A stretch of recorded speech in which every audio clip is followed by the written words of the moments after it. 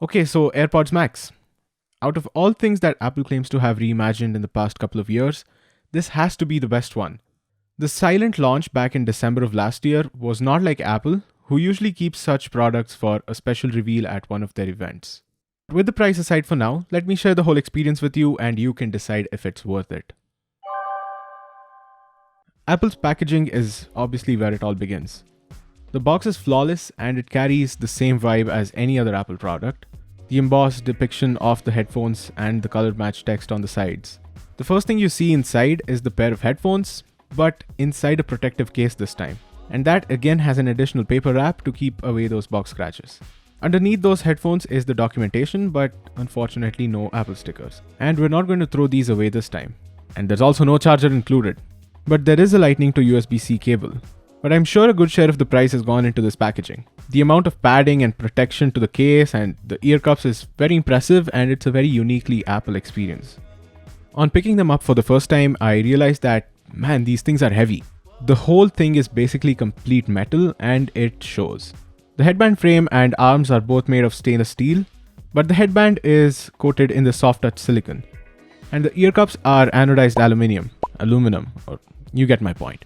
The canopy of the headband is a knit fabric mesh, and I found it to be by far one of the best headband designs I've tested out. It doesn't put a whole lot of downward pressure on the top of your head, and it also doesn't ruin your hair as much as other headphones do. However, I did feel that these metal ear cups exert a bit more compression on the sides of my head.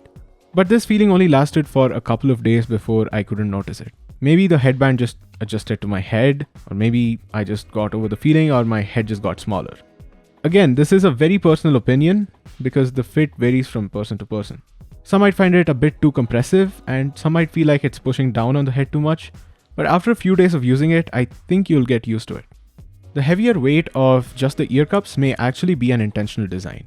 It outright provides a better seal around the ear while also providing a very neat minimalistic look. That sealing force, which is compressive, is counteracted by these ear cushions. They're super comfy and have a very nice fabric feel to them. And since they're not suede or leather, I can easily see these lasting much longer. The leather ear cushions on almost every other premium headphone tends to degrade and it starts falling apart very soon after prolonged use. But these don't look like they're going to go down that road. They're also replaceable and snap on magnetically to the ear cups, which in my opinion is one of the most appreciated features. The first and probably the only parts of a headphone that will wear out with time are the ear cushions. And the fact that Apple made it this easy of a replacement is a big win for everyone. The included case got a lot of unanticipated attention for looking like all sorts of things. But this handbag case is just made of the same material that almost all other Apple silicone cases are made out of. It's basically soft touch silicone on the outside with a microfiber lining on the inside. But the amount of protection that they provide is questionable, since they expose almost every other side of the headphones.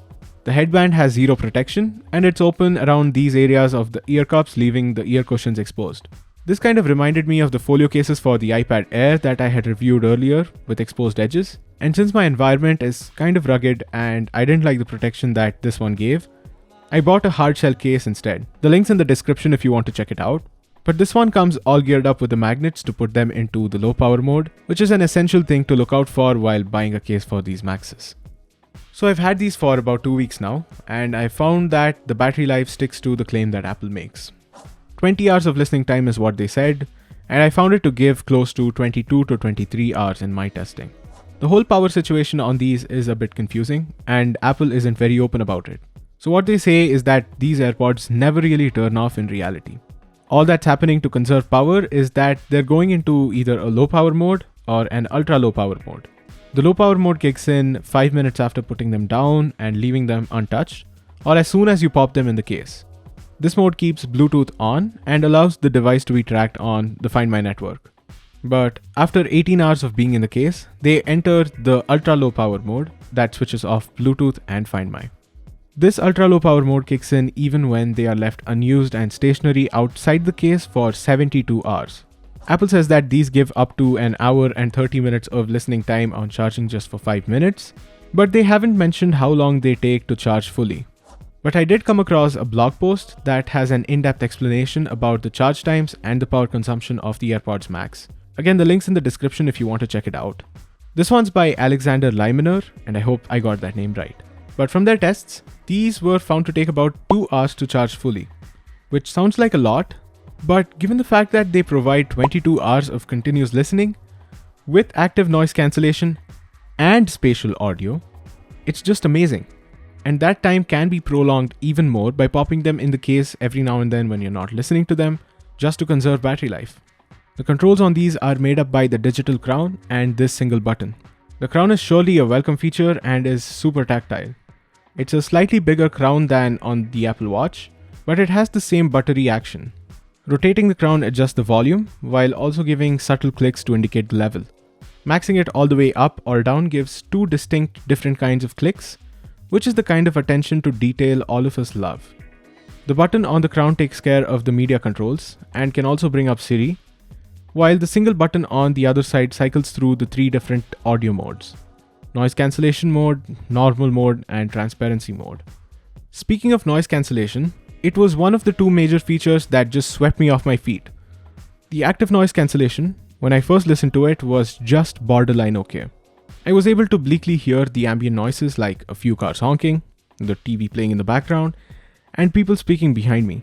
But this was on the firmware that it had shipped with right out of the box. And what took this to the next level was the latest firmware update that came alongside iOS 15. This one has made the noise cancellation mode just quieter and the transparency mode more natural. Now in the same environment as I was in before, I could hardly hear any ambient noise while playing media at the same volume. It sounded like all of the traffic just came to a standstill, the TV just was on mute, and the people behind me just had to tap me on my back to get my attention. And like I said, the transparency mode has gotten better too, and I'm able to hear more of my surroundings since the update. And for this kind of audio processing, Apple has thrown in not 1, but 2 H1 chips in these, 1 in each ear cup. Each H1 chip has 10 audio processing cores, giving this one pair of headphones 20 cores just to process audio, which is insanely crazy. The H1 chips also enable the use of Apple's computational audio algorithms. In the simplest of terms, this is just software that enhances the sounds being played to match the genre of music and the type of media in coordination with the sounds in your surroundings. And this provides the richest sound possible. And to assist this whole process, there are, get this, 8 microphones in total. 6 of these are outwards facing and pick up the sounds from your surroundings, while 2 of them are inwards facing, so they pick up the sounds that you hear through these headphones.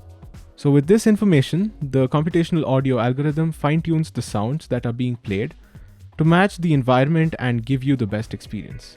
This is something that I've never seen implemented in a consumer headphone before, but is pure genius. These microphones are also the reason why the noise cancellation modes on these sound so great. Attending phone calls on these is also a fantastic experience for both parties involved. The other side didn't have any problem hearing my voice over the loud traffic or even over a loud TV playing in the background. And the quality of my audio, considering the fact that these mics are located too far away from my mouth, was exactly the same as holding my phone up to my ear. So there's absolutely no compromise there. The second feature that blew my mind is something called spatial audio, which again isn't seen on that many headphones. It's a version of Dolby Atmos for headphones, but on steroids. This feature makes use of the accelerometers and gyroscope sensors that Apple just casually threw into these to enable head tracking. But in a nutshell, this is something that you have to experience before judging. It sounds gimmicky at first, but is actually super impressive. The audio sounds like it's actually coming from a single stationary source, even though you move your head all around the place. And you can actually hear stuff coming from the back and coming from the top and all sorts of directions. Other than that, there's Apple's standard AirPods features such as the super easy setup, seamless switching between devices on the same iCloud ID, and audio sharing. They also have on-head detection, which pauses the media when you take it off your head or just lift it off your ear. Siri is always on, and all you have to do to summon her is say this magic phrase. And she also announces notifications now, making it that much more useful. However, these are neither sweat resistant nor waterproof, and they also lack wireless charging.